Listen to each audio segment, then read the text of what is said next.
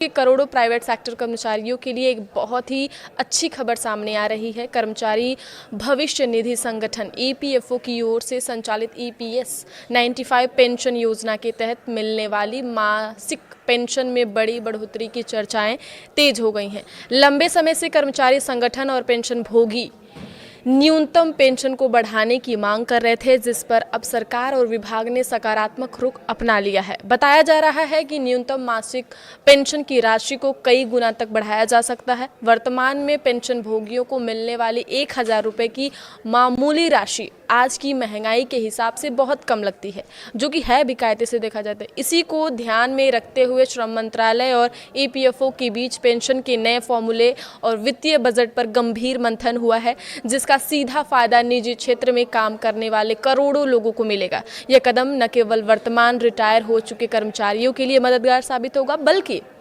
उन लोगों के लिए भी राहत भरा है जो अभी नौकरी कर रहे हैं। पेंशन वृद्धि के इस फैसले से वरिष्ठ नागरिकों की सामाजिक सुरक्षा मजबूत होगी और उन्हें बुढ़ापे में अपनी बुनियादी ज़रूरतों के लिए दूसरों पर निर्भर नहीं रहना पड़ेगा। आइए जानते हैं इस योजना और इसमें होने वाले बदलावों के बारे में पूरी जानकारी इस पूरे वीडियो में।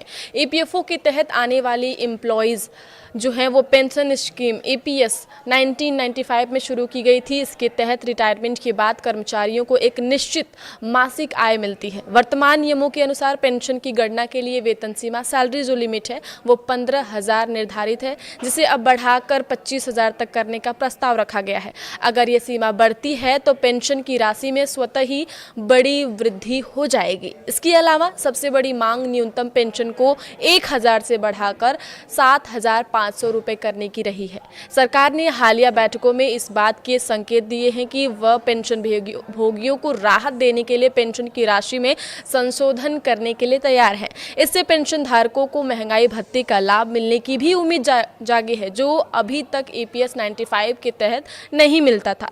पेंशन में बढ़ोतरी क्यों जरूरी है?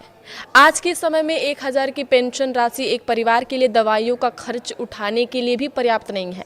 महंगाई इन्फ्लेशन जिस रफ्तार से बढ़ रही है, उसे देखते हुए पेंशन भोगी संगठन पिछले कई सालों से आंदोलन कर रहे थे।